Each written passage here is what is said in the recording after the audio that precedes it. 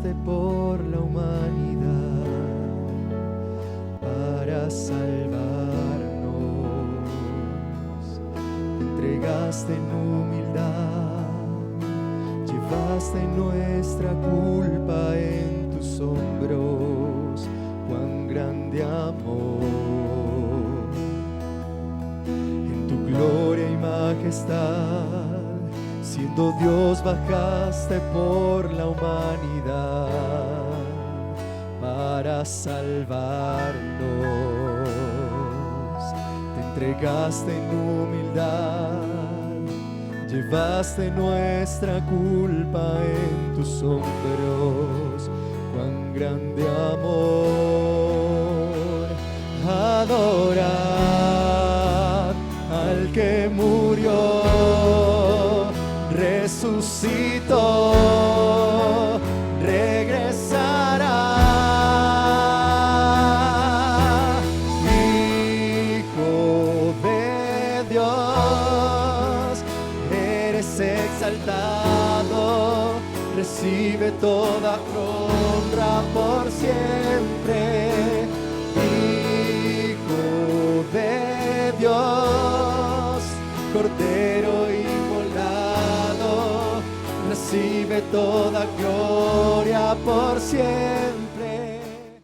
Así que muy buenos días, amados. Qué bueno verles en esta hermosa mañana. Un regalo de parte de Dios que nos permite estar reunidos en un lugar, pero ser uno en Él. La unidad no la produce estar juntos. La unidad la produce la vida de Cristo en cada uno de nosotros. Pero Dios nos permite estar juntos para que podamos crecer en el conocimiento de Él. La carta o el libro de Oseas,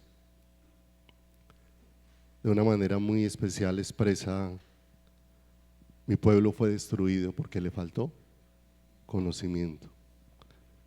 Pero el Señor aclara cuál fue el conocimiento que le faltó a ese pueblo. Y el conocimiento que le faltó a ese pueblo no fue un conocimiento doctrinal, teológico, ceremonial, sino lo que le faltó a ese pueblo fue conocer a Dios. Y muchas de las cosas que causan destrucción en la vida de nosotros es que muchas veces nosotros creemos conocer a Dios, creemos saber quién es Dios, pero muchas veces la forma en cómo vivimos desnuda que tenemos tal vez una muy buena doctrina, pero que aún muchas veces con la doctrina no estamos viendo, porque la información natural no puede hacer que el hombre pueda ver lo único que puede producir la vida espiritual en el ser humano. Y la vida espiritual del ser humano no es un comportamiento que el ser humano adquiere. La vida espiritual del ser humano es una persona que ahora habita en él. Es la persona preciosa del Señor Jesucristo. Y cuando el conocimiento de Dios se va manifestando por medio de esa vida en cada uno de nosotros, amados, el conocimiento de Dios transforma. El conocimiento de Dios cambia la vida del ser humano de una manera extraordinaria. Y no porque Dios coja lo viejo y lo modifique, sino porque Dios, cuando nos va alumbrando con su conocimiento, va llevando al final lo viejo y hace todo nuevo. Si alguno está en Cristo, nueva criatura es. Las cosas viejas pasaron, he aquí, todas son hechas nuevas. Todo comienza con Dios, todo termina ¿con quién? Con Dios. Por eso allá en Hechos dice que en Él somos, en Él nos movemos, porque ahora la realidad a la que hemos sido traídos es la realidad de la vida de Dios. Pero Dios necesita tratar con cada uno de nuestros corazones, y Él, en la medida que nos va llevando a conocerlo a Él, nos va llevando a conocer el estado en el que se encuentra nuestro corazón y nuestra vida. Porque nosotros seguimos insistiendo en que el problema del ser humano está afuera. Y pocas veces, a no ser que Dios alumbre nuestro corazón, vamos a entender que el problema no está afuera. Hace unos domingos veíamos que el Señor, cuando sacó a Israel de Egipto, lo sacó con mano poderosa.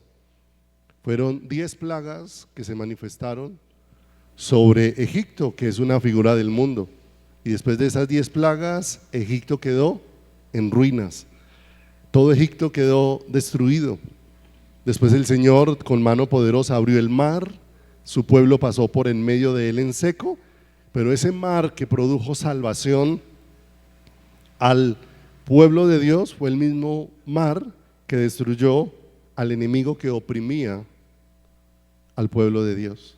Y allí se cerraron las aguas y todo el poderío del faraón y su ejército fueron reducidos a nada por el poder de Dios.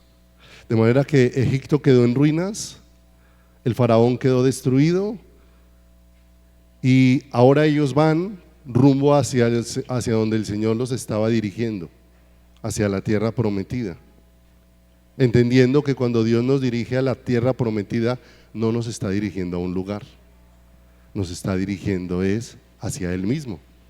La tierra prometida para nosotros es Él mismo, de manera que ahora lo libró del mundo y lo libró de Egipto y ahora lo está atrayendo hacia Él, como dice allá en Éxodo: los puse sobre alas de águilas y los he traído hacia mí, dice la Escritura.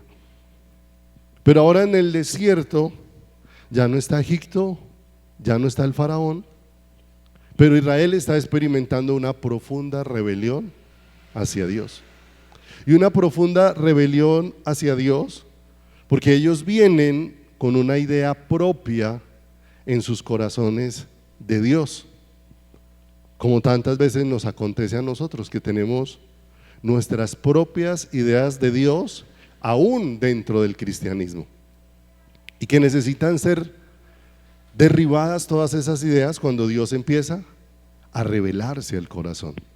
Por eso Dios necesita ser visto, y en la medida que Dios se va dejando ver y va alumbrando los ojos del entendimiento con el conocimiento de quién es Él, y nos va dejando ver su carácter, sus atributos, esa gracia que nos permite conocer los atributos y el carácter de Dios, que es lo que nos ha sido provisto para ser transformados, vamos a ir entendiendo que el carácter y los atributos de Dios no es para que Dios haga lo que yo considero, sino la revelación del carácter y los atributos de Dios es para que Dios haga en mí su voluntad y cumpla en mí su propósito. Y esto es importante, ¿cierto? Porque uno aún se encuentra muchas veces hablando con personas y en la forma de hablar uno escucha y percibe un poco el concepto que esas personas tienen acerca de Dios, ¿sí? Esta semana hablaba con una señora y la señora me decía: es que yo soy una mujer de oración, yo oro todo el día, porque es que Dios a mí no me puede fallar. Es más, yo cuando me levanto le digo: ahí están mis hijos, cuídelos. Y Dios no me puede fallar porque yo la escuchaba y yo le decía: uy, esta señora tiene todo menos conocimiento de Dios. No conoce a Dios. Y ella recita Biblia por todo lado y ella dice: porque es que cuando yo sé que ya le dije algo a Dios, Dios me cumple. Y entonces uno la escucha y uno dice: uy, esta mujer tiene una fuerte imagen de Dios, pero no la de Dios, sino una imagen que ella misma tiene creada en su corazón, ¿cierto? Y como las doctrinas que los hombres hemos traído han generado tantas cosmovisiones acerca de Dios, tantas formas diferentes de mirar al Señor desde nuestro corazón, ¿cierto? Pero necesitamos entender que la única manera de conocer a Dios es por medio de Cristo. Hay una vieja naturaleza que gobernaba en nosotros y que tiene una particularidad que no se le va a quitar Jamás. No pierda de vista esto. La vieja naturaleza tiene una particularidad que no se le va a quitar jamás. Es ciega, es sorda y en ella no hay corazón para Dios. ¿Cuándo va a terminar eso en la vieja naturaleza? Jamás. Para siempre va a ser así. Por eso Dios nos proveyó una nueva naturaleza. Porque en esa nueva naturaleza es donde están los ojos para ver a Dios, los oídos para oír a Dios y el corazón para amar a Dios. Y esa nueva naturaleza es la vida de Cristo dentro de cada uno de nosotros. Por eso, cuando Cristo viene a habitar en nosotros, viene a poner fin a esa vieja naturaleza que gobernaba sobre nuestras vidas. Esa vieja naturaleza hace un gran esfuerzo, pero todo el esfuerzo que hace es para complacerse a sí misma en el nombre de Dios. Y solamente hace las cosas que son de su gusto porque está imposibilitada para hacer la voluntad de ¿quién? Para hacer la voluntad de Dios. De manera que Jesús dijo: lo que oigo al Padre, lo que veo hacer al Padre, ¿cierto? De manera que ¿dónde están los oídos para escuchar a Dios? ¿Y dónde están los ojos para ver lo que Dios hace? Solamente en Cristo. Por eso es necesario aquello que dijo Juan el Bautista: es necesario que yo mengüe para que Él crezca. Y esa es la verdadera lucha que nosotros los creyentes enfrentamos. No es una lucha con el mundo, no es una lucha con el diablo, es una lucha con esa naturaleza que hay dentro de nosotros, que es lo que más estorba que nos relacionemos con Dios, ¿cierto? Y a veces nos cuesta mucho aceptar eso en nuestro corazón, que el problema no está afuera. Y esta semana compartía con unos hermanos algo bien tremendo, y es: eso lo ha revelado Dios siempre, simplemente que en la medida que Dios fue trayendo esa luz progresiva para ver con más claridad, pues ahora Dios nos permite verlo un poco más claro. Pero cuando Isaías tuvo una visión en Isaías 6 del templo y vio cómo la gloria del Señor llenaba todo el templo, cuando Isaías ve esa luz tan maravillosa y está viendo al Señor, Isaías no dice: ¡ay, qué cochinada el mundo! ¡Qué porquería el diablo! Mire, cuando él estaba delante de Dios no había mundo ni había diablo. Cuando él estaba delante de Dios dijo: ¡ay de mí, que soy un hombre de labios inmundos! Y frente a Dios vio confrontada que la realidad que estorbaba la vida de Dios no estaba afuera, estaba dentro. Y cuando esa luz progresiva de Dios alumbró la vida de Pablo en el Nuevo Testamento, y él pudo decir allá en Romanos 7 que lo que quiero hacer no lo hago, y lo que no quiero hacer, eso hago. Pablo termina diciendo: miserable de mí. No se ensaña ni con el mundo ni con el diablo, porque el mundo y el diablo no hallarían lugar si no fuera por la vieja naturaleza en nosotros. No ignoramos las maquinaciones del diablo, que quiere engañarnos, pero los engaños del diablo no hallarían lugar si no hallaran ese viejo hombre dentro de nosotros. De manera que Dios viene de una manera especial a obrar para hacernos conscientes de lo que tiene que ser ejercitado en nosotros. Mateo 11:27, empezamos leyendo ahora, dice la Escritura que la única forma de que nosotros tengamos una imagen correcta de Dios es que eso nos sea revelado, que eso nos sea mostrado. Y es importante esto, mis amados. ¿Por qué tenemos tantas imágenes diferentes de Dios? Aún dentro de las mismas congregaciones cristianas y aún dentro de un mismo grupo, todos decimos: ah, pero yo no veo a Dios así.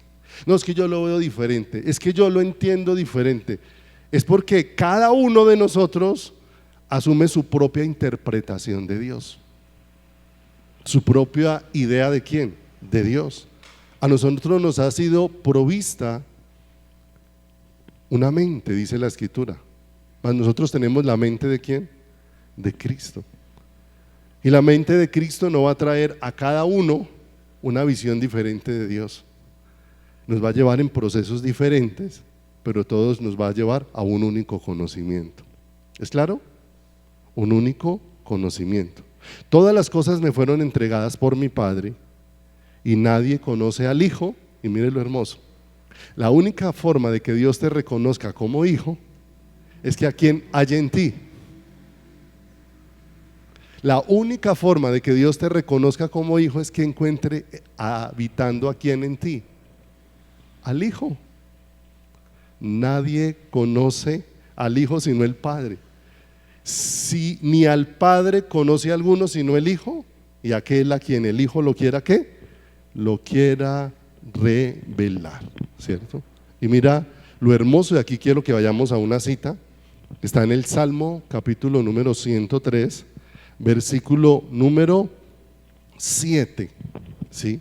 Porque no olvidemos que quien revela el carácter, quien revela el corazón, quien revela los pensamientos y quien revela y da a conocer la voluntad de Dios, el Hijo. Él es el que da a conocer toda esta realidad, ¿cierto? De manera que el que da a conocer la voluntad de Dios no es el predicador, es el Hijo. El predicador solamente puede anunciar las Escrituras. La revelación no la produce el hombre sobre el hombre, solamente la puede producir Dios.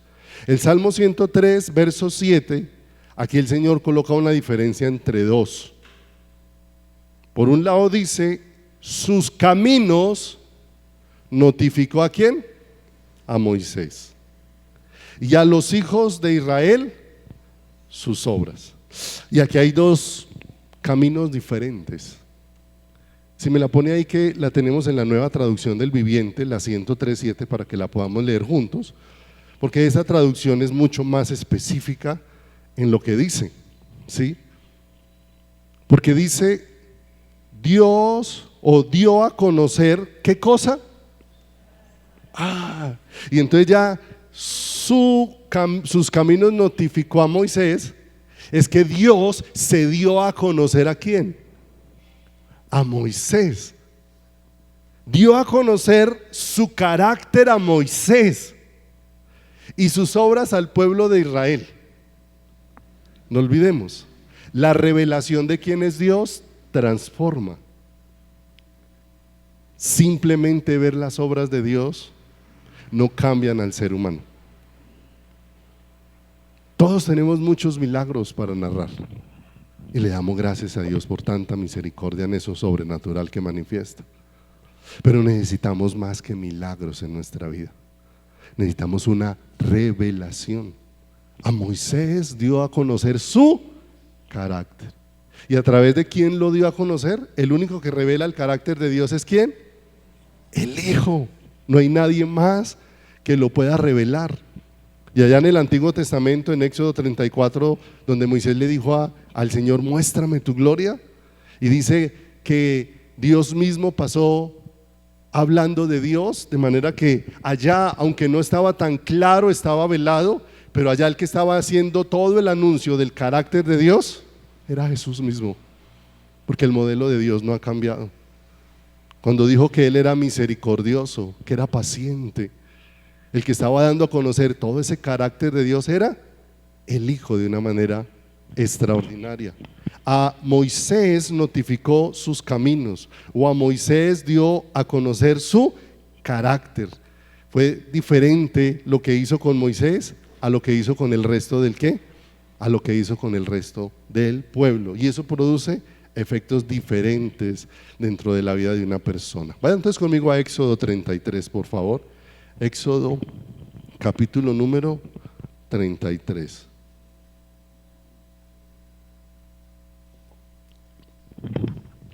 ¿Por qué es tan importante esto? Me encuentro con muchas personas que a veces cuando habla uno con ellas dice, pastor, pero es que para usted todo es Cristo, Cristo, y todo se encierra en Cristo, y yo tengo este cúmulo de situaciones. Y yo le digo, por eso tienes que conocer a Cristo. Porque tu vida no se resuelve solucionando tus problemas. Tu vida se resuelve encontrándote con Cristo. Por eso necesitamos una luz. Porque ¿cuál es la imagen que nosotros tenemos de Dios? Y compartí esta semana con algunos hermanos esto.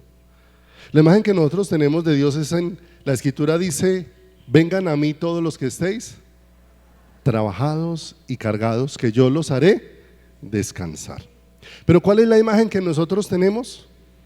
La imagen es que yo vengo a Dios, le cuento todos mis problemas, y para nosotros el reposo es que Dios solucione los problemas que le puse en sus manos.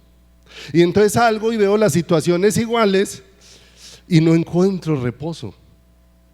Porque ahí en el versículo no dice, vengan a mí los trabajados y cargados, que yo les voy a solucionar todos los problemas para que estén tranquilos.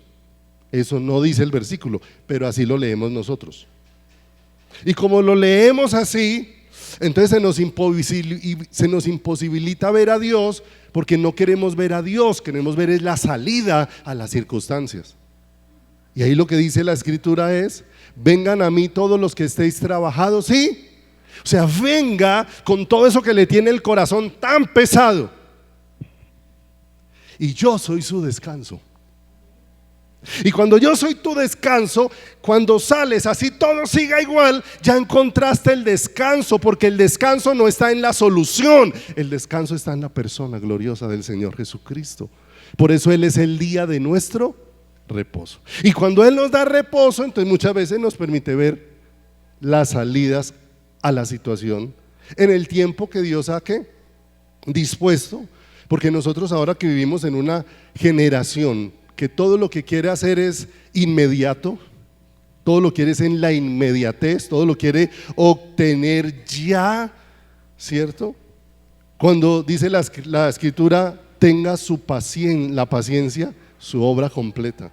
O sea, en el esperar hay un proceso que va a edificar mi vida espiritual, para que mi vida aprenda a sujetarse ¿a quién? A Dios. Y entonces cuando lo entendemos y va haciendo esa luz alumbrada, entonces por eso dice la Escritura, sean conocidas delante de Dios todas vuestras peticiones, con oración, con ruego, con súplica, con acción de gracias. Y dice que ¿cuál es la respuesta de Dios?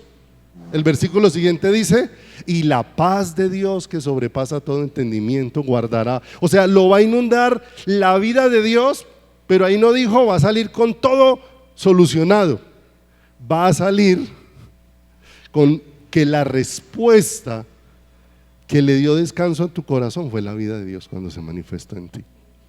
Y entonces fíjese cómo eso cambia toda la perspectiva, porque hoy estamos viviendo momentos críticos a nivel mundial y momentos críticos en nuestra nación. Pero el reposo no viene por la tranquilidad externa, el reposo viene por la vida de Cristo. Él es nuestro día de reposo.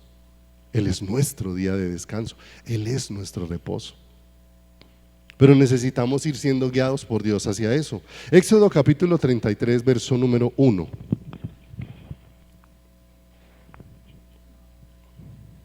Dice, Jehová dijo a Moisés, anda, sube de aquí tú y el pueblo que sacaste de la tierra de Egipto, a la tierra de la cual juré a Abraham, Isaac y Jacob, diciendo, a tu descendencia la daré. Y yo enviaré delante de ti el ángel, y echaré fuera al cananeo, al amorreo, al eteo, al fereceo, al heveo, al jebuseo, a la tierra que fluye leche y miel. Pero yo no subiré en medio de ti, porque eres pueblo de dura cerviz, no sea que te consuma en el camino. Y oyendo el pueblo esta mala noticia, vistieron luto y ninguno se puso sus atavíos, porque Jehová había dicho a Moisés, di a los hijos de Israel, vosotros sois pueblo de dura cerviz, en un momento subiré en medio de ti y te consumiré. Quítate pues ahora tus atavíos, para que yo sepa lo que te he de hacer.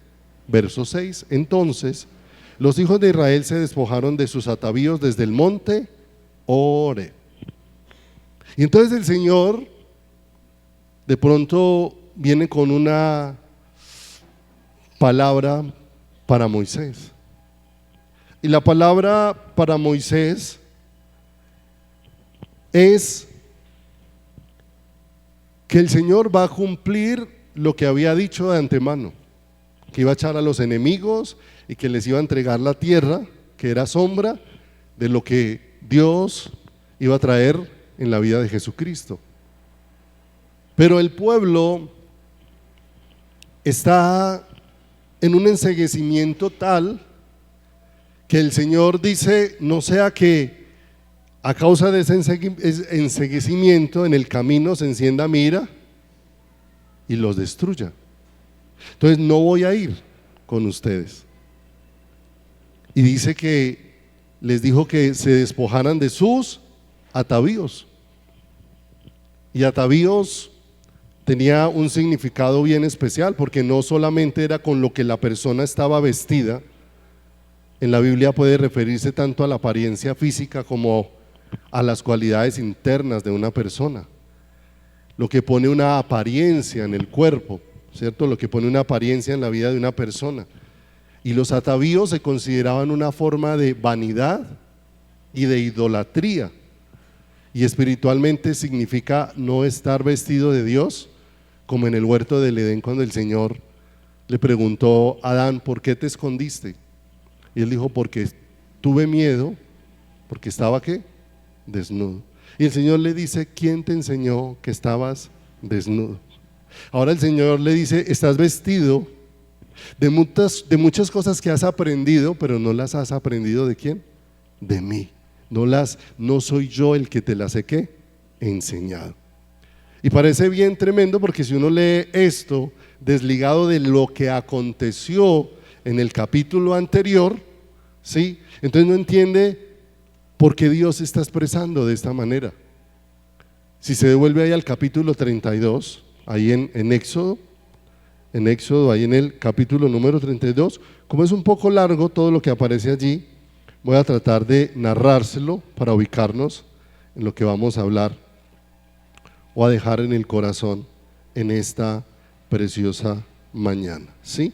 Ahí aparece que en todo el capítulo 32 narra cómo Israel se había edificado un becerro de oro. Ha visto los milagros, las señales y los prodigios de Dios. Moisés ha sido llamado y subió al monte y lleva bastantes días allá recibiendo instrucciones de parte de Dios. El dedo de Dios dejando escrito sobre una piedra sus mandamientos, ¿cierto? Pero mientras allá aquel Moisés al que le estaba siendo revelado el carácter de ¿quién? De Dios. A Moisés le fue revelado su carácter y al pueblo le fueron reveladas o mostradas las ¿qué? Las obras, y una gran diferencia. Ya está viendo el carácter de ¿quién? El carácter de Dios. Pero mientras tanto el pueblo, que ha visto simplemente obras, ha visto muchas cosas extraordinarias, ¿cierto? Algunos de ellos pueden narrar como aquella noche de tinieblas, aquellos 3 días de tinieblas donde la oscuridad, como dice la escritura, casi que se podía palpar, pero que en la casa de los israelitas había luz. Ellos habían experimentado esa gracia de Dios, cómo pasaron por en medio del mar en seco de una manera extraordinaria. Pero ahora en lo que está aconteciendo es que Moisés no ha descendido en el tiempo que ellos esperaban, y entonces llaman a uno de los líderes llamado Aarón y le dicen a Aarón, haznos dioses, ¿cierto?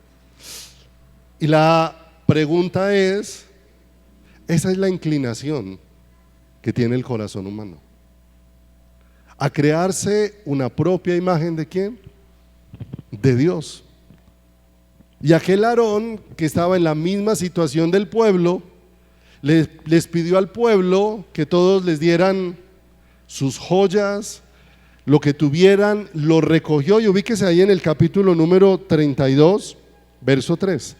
32, verso 3. Dice, Entonces todo el pueblo apartó los zarcillos de oro que tenían en sus orejas y los trajeron a Aarón, ¿cierto? ¿Trajeron buen material? Sí. Verso 4, escuche. Y él, Aarón, los tomó de la mano de ellos y les dio forma con buril e hizo de ello un becerro de fundición. O sea que trabajaron, fundieron todo el material que trajeron y a ese material le dieron una forma. ¿De dónde surgió esa forma? Del pensamiento que tenían ellos en su corazón. Ahí le dice becerro, eso es un toro joven. O sea, lo que edificaron allí fue un toro, hicieron la figura de un toro. Y dice que le dieron forma con buril, o sea, que trabajaron para ir plasmando en eso que estaban haciendo la forma que ellos tenían en su manera de ¿qué? En su manera de pensar, ¿sí o no? Entonces, ya vemos que lo que ellos están plasmando en ese toro tiene que ver algo con la imagen de Dios. ¿Tiene que ver algo con quién es Dios? No, está totalmente desvirtuado. Pero mire cómo el ser humano tiene un problema tan serio del que solo Dios lo puede librar, y es que engañoso y perverso más que todas las cosas es el corazón del hombre, que no solamente es inclinado a lo malo, sino que el hombre se inclina a lo malo y después se convence de que lo malo procedía de Dios y que salió de una manera sobrenatural. Eso que ocurrió, ¿dónde? Ahí. Ya dejaron claro la escritura de que lo habían fundido y le habían dado ¿qué? Forma, ¿cierto? Pero si usted pasa al versículo número 24, 32, 24,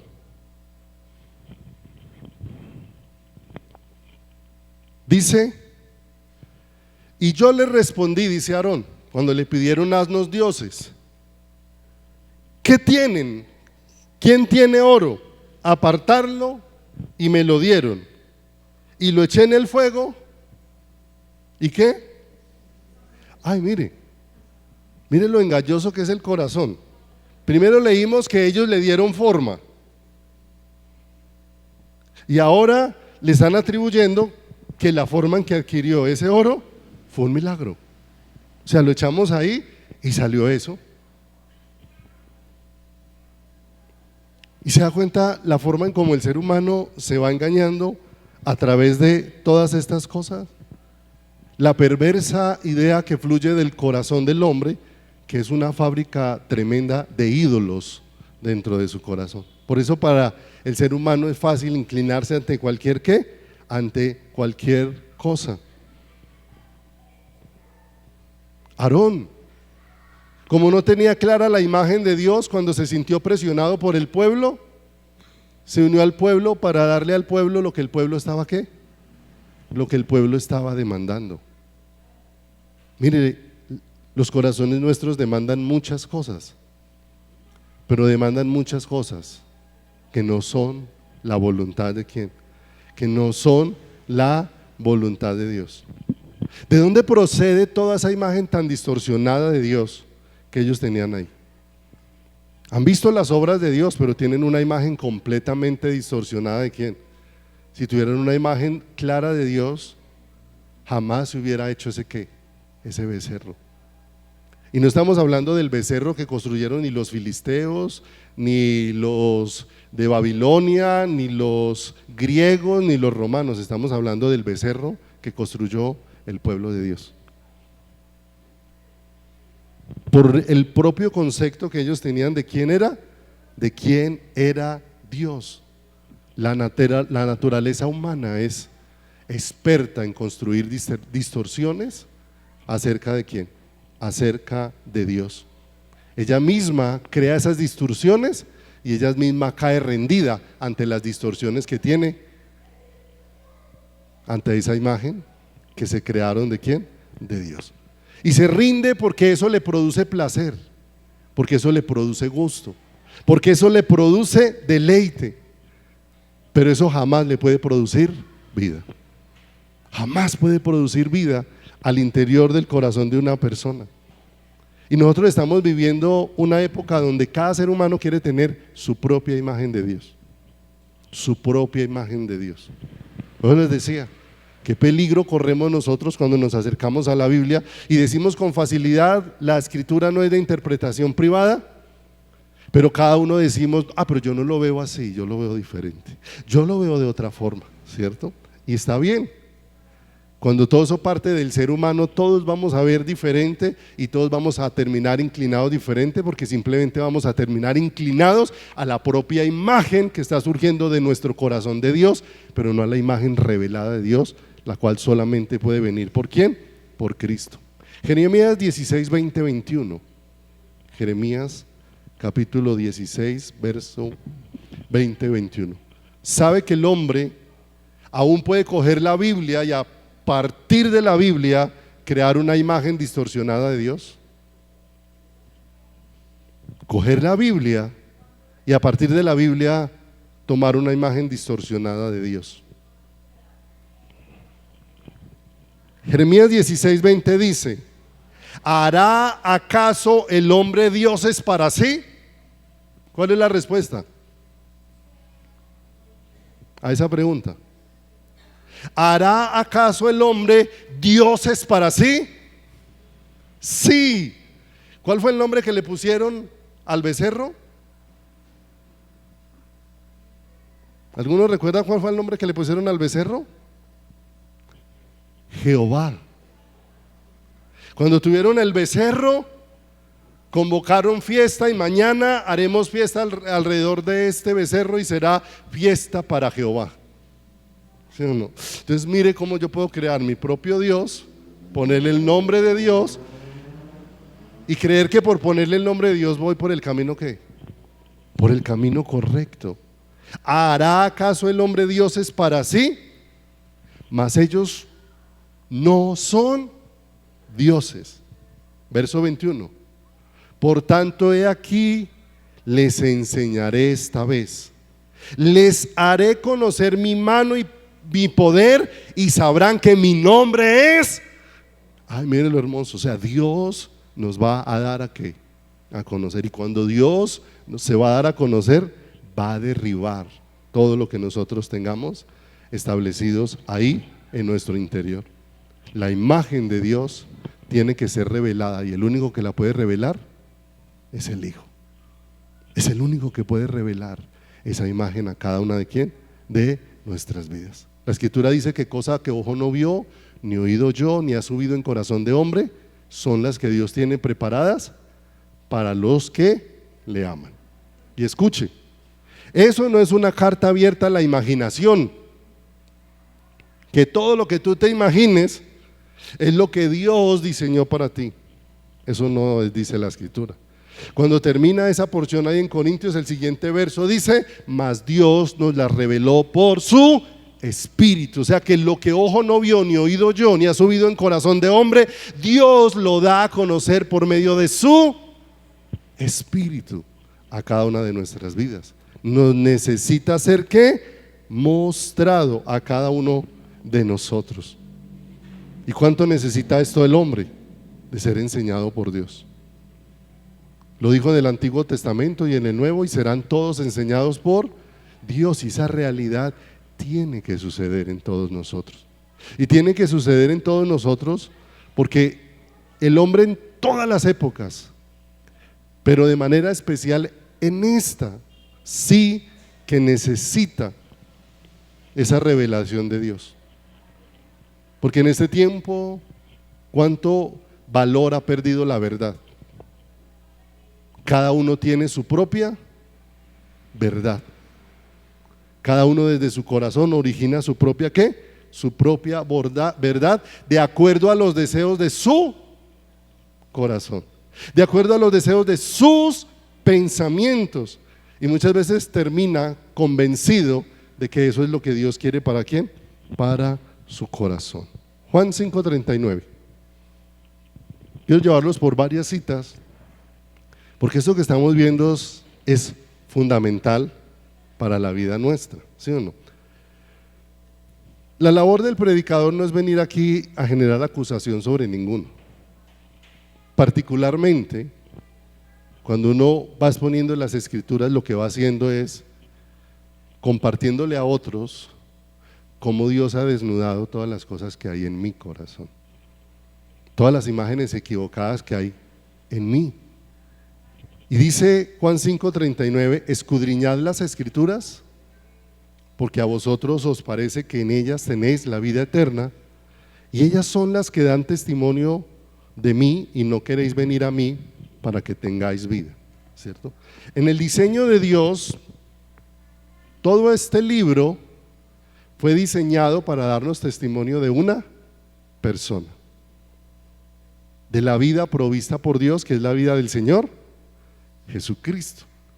De manera que escudriñar las escrituras nos va dejando ver con más claridad por la luz de Dios dónde está todo lo que Dios nos ha provisto, no para que nos sumerjamos en el libro, sino para que corramos a aquel a quien el libro señala. Escudriñan las escrituras buscando la vida eterna, ellas dan testimonio de mí, ellas todo el tiempo están diciendo que yo soy, pero ustedes no quieren venir. ¿A quién? No quieren venir a mí. Porque hoy muchos escudriñan las escrituras no para encontrar la vida propuesta de Dios, sino que escudriñan las escrituras para encontrar el tipo de vida que a ellos les gusta. Simplemente que quieren encontrar qué versículos de la escritura apoyan el estilo de vida que les gusta. Y entonces no se escudriñan las escrituras para hallar la vida, sino el tipo de vida que nos gusta.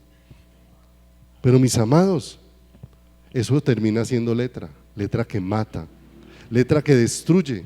Las escrituras, escuche por favor, las escrituras jamás fueron dadas para apoyar ni tus sueños, ni tus deseos, ni tu voluntad, ni tus propósitos. ¿Es claro? La voluntad de Dios se ha manifestado en las escrituras para mostrarnos cuál es toda la provisión de Dios y para llevarnos a esa vida y que esa vida sea la que se manifieste en cada uno de nosotros. Y eso golpea fuerte en nuestro corazón, porque todas las imágenes que nosotros tenemos, aún dentro de la misma iglesia cristiana, donde cada uno queremos decir que somos los que tenemos la verdad, cuando la verdad solamente la tiene Cristo y es una persona, va desnudando nuestro corazón. Porque para que la vida de Cristo se manifieste en mí, yo tengo que ser despojado de mi vida, ¿cierto? ¿A cuántas personas Dios le quiere cumplir sus sueños? Les pregunto. ¿A cuántas personas Dios le quiere cumplir sus sueños? ¿Cierto? Eso golpea duro. Dios no desea cumplirle los sueños, los deseos, ni la voluntad a nadie. Él lo único que desea es cumplir su voluntad. Y eso golpea duro, porque la mezcla de la imagen que nosotros hemos traído de Dios equivocada ha hecho que nos construyamos un becerro aún dentro de la iglesia cristiana. Nos construimos un becerro. Juan 8, 37 y 38. ¿Hacia dónde nos van dirigiendo las escrituras? Hacia la vida. Y la vida es la única que nos puede revelar ¿a quién? La imagen de Dios. Juan 8, 37. Después de que el Señor le dijo a los discípulos: conoceréis la verdad, y la verdad ¿qué? Os hará libres. Y ellos dijeron: pero nunca hemos sido esclavos ¿de quién? De nadie. Y ahí en 8:37 Jesús responde: sé que sois descendientes de Abraham, pero procuráis matarme porque mi palabra no haya cabida entre vosotros. ¿Cierto? La pregunta es: ¿por qué gente tan llena de la escritura se acerca a Jesús y les dice: mi palabra no haya cabida entre vosotros? Y no puede perder de vista la diferencia que ya hemos aprendido. Una cosa son las escrituras y otra cosa es la palabra. este libro no es la palabra. Este libro son las Escrituras, que dan testimonio ¿de quién? De la palabra. De manera que el Señor le está diciendo a ellos: ¿por qué mi palabra no haya cabida en vosotros? ¿Quién es la palabra? Cristo. De manera que el Señor les está diciendo: ¿quién es el que no está hallando cabida en ellos? O sea, yo soy el que no estoy hallando cabida. ¿En quién? En ustedes, en sus corazones. Verso 38. Y este versículo es bien tremendo, porque dice: yo hablo lo que he visto cerca del Padre. ¿Sí o no? Entonces, ¿dónde están los ojos para ver a Dios? En Jesús. Jesús está diciendo: yo hablo lo que he visto del Padre, ¿cierto? O sea que Él no está simplemente diciendo un mensaje. Él está contando una ¿qué? Realidad, está manifestando una realidad. Y dice: y vosotros hacéis lo que habéis oído acerca de vuestro. Pero mire que si usted mira, Jesús cuando se refiere a su Padre está en P mayúscula. ¿Sí lo ven ahí? Y cuando les dice a ellos vuestro Padre, ¿con qué P está? O sea que les está diciendo: mire, no les estoy hablando del mismo. Y más adelantico se lo dejo de tarea para que lo lean en su casa, porque más adelantico Él les dice de cuál padre les está hablando. Y les dice: vosotros sois de vuestro padre el diablo, y los deseos de vuestro padre queréis hacer. Y es tremendo, porque eso confronta mucho nuestro ¿qué? Nuestro corazón y nuestras vidas, ¿cierto? ¿Por qué? Porque en esa vieja naturaleza jamás habrá cabida para la vida de Cristo. Por eso, si Cristo llega, esa vieja naturaleza tiene que ser completamente ¿qué? Desplazada, ¿cierto? Completamente desplazada. Esta es una confrontación muy fuerte a gente tan llena de Biblia, y que el Señor les diga: pero ustedes viven en una naturaleza completamente diferente, porque la vida mía no está hallando cabida ¿en quién? En ustedes. De manera que ustedes están escuchando a sus propios corazones y no están escuchando a Dios. Y esto va derrumbando muchas cosas, porque Dios está poniendo firmeza ¿en quién? En nuestras vidas, ¿sí o no? Hay una frase que utilizamos mucho la iglesia cristiana que necesita ser corregida, ¿sí o no? Dios lo ama como usted es. Responda: ¿falso o verdadero?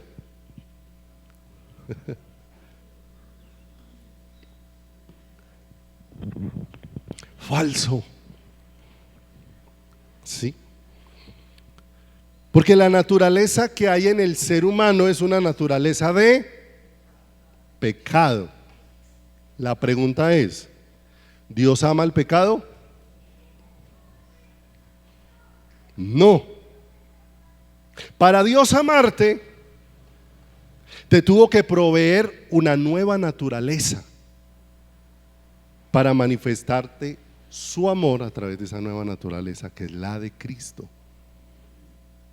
Entonces, cuando esa nueva naturaleza, que es la de Cristo, viene y es donde se manifiesta el amor de Dios, como le dijo el Señor allá en Gálatas, cuando habían tenido un hijo con la esclava y perseguía al hijo que había nacido del de la promesa. Ismael perseguía a Isaac, y el Señor le dice a Abraham: echa fuera a la esclava y a su hijo, porque no heredará el hijo de la esclava con el hijo de la libre. De manera que si llegó la verdad que produce libertad, que es Cristo, ¿qué va a echar fuera? La naturaleza que no puede heredar la vida de Dios. Dios no me podía manifestar su amor si no me libraba de esta vieja naturaleza. Y por eso en la cruz del Calvario, de una manera tan cruel, fue pagado el precio por lo que esa naturaleza había que, para que ahora fuésemos hechos justos delante de Dios. Y Dios nos proveyó una nueva vida, porque solo en la vida de Cristo es donde puede ser experimentado el amor de Dios. Y entonces nosotros nos vamos conformando en que Dios me ama tal y como soy, y no sea que esté corriendo un gran peligro con ese engaño dentro de mi mente y no solamente engañando a mí mismo, sino a otros. Si la vida de Dios llegó a la vida de una persona, la vida de Dios transforma la vida de esa persona, porque la vida de Dios lo lleva en otra dirección. Por eso le decía, y suena duro, y sé que es chocante para nosotros, y si Dios no se lo revela a su corazón, va a ser muy difícil asimilarlo. O sea que Dios me quiere frustrado. No, lo que te tiene frustrado es no conocer a Dios. No es no lograr, no es no alcanzar. El ser humano participa de la gloria de Dios no cuando tiene fuerza, no cuando tiene capacidad, no cuando tiene riqueza. El ser humano participa de la gloria de Dios cuando tiene conocimiento de Dios. Eso dice Jeremías. No se alabe el sabio en su sabiduría, el rico en su riqueza, el valiente en su valentía, mas alabes en esto el que se hubiere de alabar, en conocerme y entenderme. ¿Dónde participa el ser humano de la gloria de Dios? Es en conocerlo. Si Dios añade un poconón de cosas, pero mis amados, no importa cuánto Dios añada, cuando la naturaleza de Cristo va ejerciendo su gobierno sobre tu vida, Él te libra de poner el corazón ¿dónde? En las cosas de acá. Solo Dios hace esa obra, y esa obra es difícil para nosotros, porque a veces estamos tan aferrados a tantas cosas que no queremos soltarlas. Pero el que está aferrado a todas esas cosas es ese viejo hombre, el que está aferrado a tantas cosas, y Dios viene con su nueva vida a producir una libertad. Y es importante esto, les decía, necesitamos una luz de Dios, no lo que diga el pastor César, eso no tiene valor. Lo que tiene valor es que Dios se revele a quién, a tu corazón y a tu vida. Alguien decía lo siguiente: a un hombre ciego de nacimiento Dios lo sanó, y después los que tenían la ley buscaban al que ahora veía para preguntarle si el que lo había sanado era pecador o no era pecador. Sí, o sea, usted ya pasó la vida del que lo sanó por el escrutinio de acá. Y él dijo: yo no sé si es pecador o no, lo único que sé es que estaba ciego y ahora veo. Y eso es lo que necesitamos experimentar la iglesia, que haya un pueblo que decía: yo estaba ciego, pero ahora veo. Ahora lo puedo ver. ¿A quién? A Él. Dice 2 de Timoteo 4:1, y por favor es muy importante esto, porque no olvidemos que nosotros podemos estar creando nuestro propio becerro dentro de la iglesia evangélica. Si no creamos nuestro propio becerro cuando nos vamos por el legalismo, y entonces decimos que la manera de vestir santifica, que la falda larga santifica, ¿cierto? El vestido no santifica, escuche. Pero cuando el que santifica vive en usted, le enseña a vivir decorosamente o a vestir decorosamente. ¿Es claro? El vestido no santifica, la falda larga no santifica, pero cuando el que santifica vive en usted, le enseña a vestir decorosamente. Amén. 2 de Timoteo 4:1 dice: te encarezco delante de Dios y del Señor Jesucristo, que juzgará a los vivos y a los muertos en su manifestación y en su reino. Entonces miren, aquí se le está hablando a un predicador joven, a una persona que está siendo equipado para anunciar las buenas nuevas ¿de quién? De Dios. Pero se le pide algo y le dice: mire, no pierda de vista que todos un día tendremos que entregar cuentas delante de quién, delante de Dios. Todos un día compareceremos delante de Dios y de Jesucristo, quien juzgará a los vivos y a los muertos, a los salvos y a los no salvos. Dice verso 2: que prediques la palabra. ¿Quién es la palabra? O sea, que anuncies la vida que nos ha sido provista, que instes a tiempo y fuera de tiempo, redarguye, reprende, exhorta con toda paciencia y doctrina. Verso 3, y esto es clave, verso 3, porque vendrá tiempo cuando no sufrirán la sana doctrina, sino que teniendo comezón de oír, se amontonarán maestros conforme a sus propias concupiscencias, y apartarán de la verdad el oído y se volverán a las fábulas. Pero tú sé sobrio en todo, soporta las aflicciones, haz obra de evangelista, cumple tu ministerio. Pero quiero que se detenga un poquito en el verso número 3, ahí lo traje en la Nueva Traducción del Viviente y quiero que lo lea ahí conmigo, que es mucho más claro. Porque nosotros podemos terminar congregándonos con los pastores del gusto nuestro, pero termina siendo del gusto nuestro, no de la luz de Dios. Porque dice acá el 4:3, pues llegará el tiempo en que la gente no escuchará más la sólida y sana ¿qué? Enseñanza. Seguirán sus propios ¿qué? Y buscarán maestros que les digan los que sus oídos se mueren por oír. ¿Pasa esto en el tiempo presente? No nos salgamos de la iglesia evangélica, solamente miremos la iglesia evangélica. ¿Pasa esto? Se amontonan maestros conforme al deseo de su corazón y se reúne un pueblo que va a satisfacer esos deseos también. ¿En quién? En su corazón. Y eso es peligroso. ¿Para quién?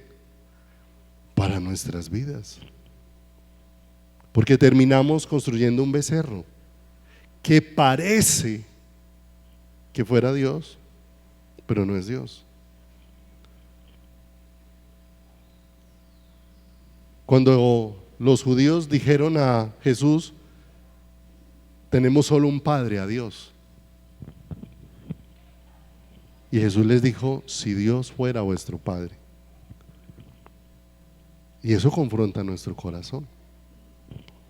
Entonces no estoy hablando de que se llene de un dedo de juicio, sino que estoy hablando de cómo Dios nos está moviendo al conocimiento de Él y a entrar a una realidad.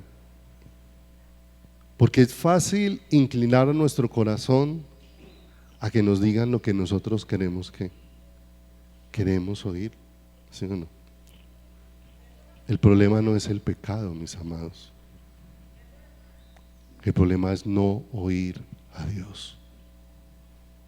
Y la única forma de oír a Dios es por medio de la vida provista por el Señor. Porque encontramos tantas personas rendidas a tantos modelos, pero no a Cristo. Gente rendida al modelo legalista, gente rendida al modelo reformista, gente rendida al modelo de la prosperidad, rendidos a modelos, no a Cristo. Porque terminamos viendo de manera externa el modelo que casa con lo que a mí me gusta. Y eso no es nuevo. En Jeremías 5 dice la escritura, los profetas profetizaron mentira, los sacerdotes ministraron por mano suya, y mi pueblo así lo quiso. O sea que todos encontraron un lugar de reunión donde se unían era todos los deseos de sus corazones. De manera que es fácil para nosotros culpar, señalar, ¿sí o no? Mire, un predicador de la prosperidad no es el problema. Ese predicador ha hecho visible deseos que después se manifestaron sobre toda una multitud que se unió en esos mismos deseos, ¿sí o no? Porque aunque nosotros decimos que Dios es nuestro todo, todos los días estamos buscando más y más y más y más, pero ese deseo no proviene de ¿quién? De Dios. ¿Qué dijo el Señor? Contentos con lo que tenéis que ahora, porque Él dijo no te dejaré, y Él dijo no ¿qué? No te desampararé. Para Dios librarnos de este viejo hombre, tuvo que destruir a su hijo en la cruz del Calvario. Para librarnos de ¿quién? De nosotros mismos. No olvide, quien ya probó la ira de Dios fue Jesús en la cruz. Ninguno de nosotros ha probado hasta ahora la ira de Dios. Ninguno. Jesús la probó en la cruz del Calvario. La enfrentó en la cruz del Calvario. Dice Romanos 6, 7. Mira lo tremendo de esto. Romanos capítulo número 6, versos 6 y 7. Vamos a terminar por hoy hasta donde alcanzamos a llegar. Romanos 6, 7. ¿Sí? Sabiendo esto, la pregunta es, ¿cuántos fueron puestos en la cruz con Cristo?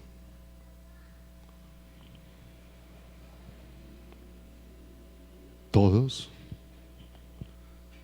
Si yo no fui puesto en la cruz con Cristo, no hay salvación para mí. Y dice esto, sabiendo esto, que ¿quién? Que nuestro viejo hombre fue ¿qué? Crucificado juntamente con ¿quién? Él estaba muriendo para pagar las consecuencias y el juicio que merecían nuestras acciones. Pero nos puso en él para que en esa muerte de él nosotros muriésemos al viejo hombre en nuestras vidas. Ahí dice que nuestro viejo hombre fue crucificado ¿con quién? Juntamente con él. ¿Sí o no? Lo que pasa es que nosotros tenemos como una imagen diferente de la cruz. ¿Sí o no? Cuando uno ve cruces y usted va por la carretera y allá en cierto lugar ve cruces, esas cruces, ¿qué le recuerdan?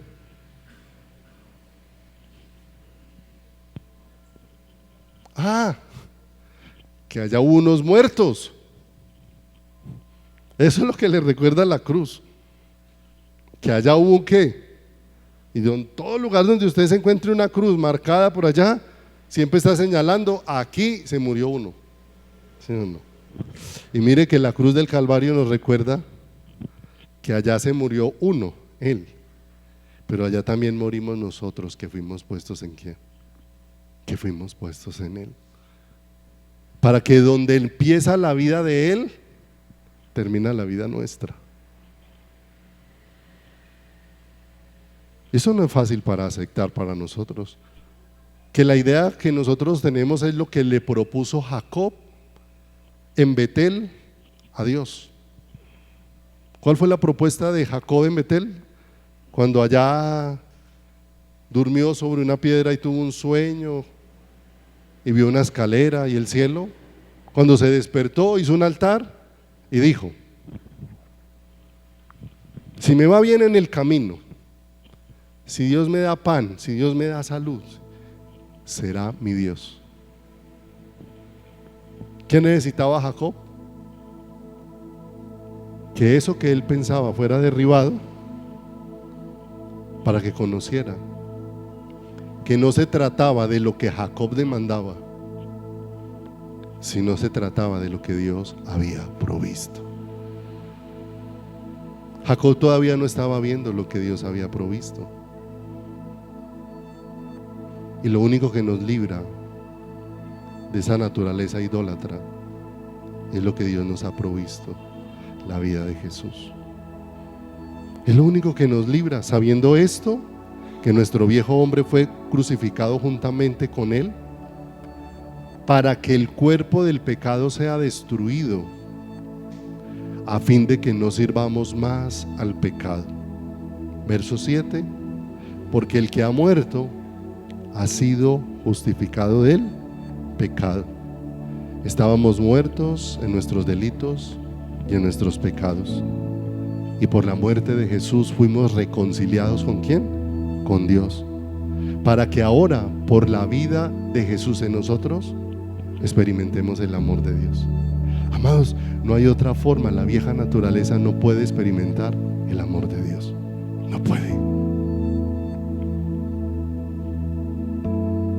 El único que experimenta el amor de Dios es el Hijo. Y cuando esa vida Dios la hace florecer en nosotros, entonces vamos a experimentar aquello que dijo Jesús. Jesús no tuvo nada sobre la tierra, pero a Jesús no le faltó nada. El Hijo del Hombre no tiene dónde ¿qué? Recostar su cabeza, porque en esta tierra no hay nada que nos pueda dar reposo. Lo que nos da reposo tiene que venir del cielo. No hay otra manera. Por eso ahora el Señor dice: si pues habéis resucitado con Cristo. O sea, ya morimos, pero no solamente aconteció una muerte, aconteció una vida nueva. Si pues habéis resucitado con Cristo, buscad las cosas de arriba, donde está Cristo sentado y no desde la tierra. Porque los deseos de la carne se oponen a los deseos del Espíritu. Son contrarios. Pero qué regalo maravilloso.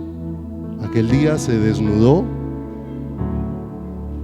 toda aquella condición del ser humano que se sigue desnudando, inclinados a construir becerros de oro, aún con la Biblia en la mano.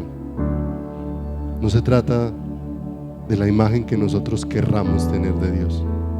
Necesitamos que esa imagen de Dios sea revelada a cada uno de nosotros, para que nuestro corazón esté anclado y cimentado en todo lo que Él es. Y entonces Moisés rogó al Señor de una manera especial. Después de aquel día, dice: Señor, te ruego que me muestres ahora tu camino, para que te conozca. Y mira que todo este pueblo es pueblo tuyo. Moisés está clamando delante de Dios y está diciendo: Señor, este camino o este pueblo está inclinado a todos estos ídolos porque no te conocen. Y solamente tú nos puedes mostrar el camino. Y después viene Isaías más adelante y dice que Dios enviaría una voz para decir: este es el camino, andad por él. Y cuando todavía no se sabía cuál era el camino, aparece Jesús y dice: yo soy el camino, yo soy la verdad, yo soy la vida. Y ahora el camino que no se veía con tanta claridad, Dios lo hizo claro. El único camino que nos conduce a una imagen real de Dios. Y una imagen real de Dios es la única que nos libra de rendirnos a los ídolos de nuestro corazón y nos lleva a estar completamente rendidos a Él. Vamos a orar.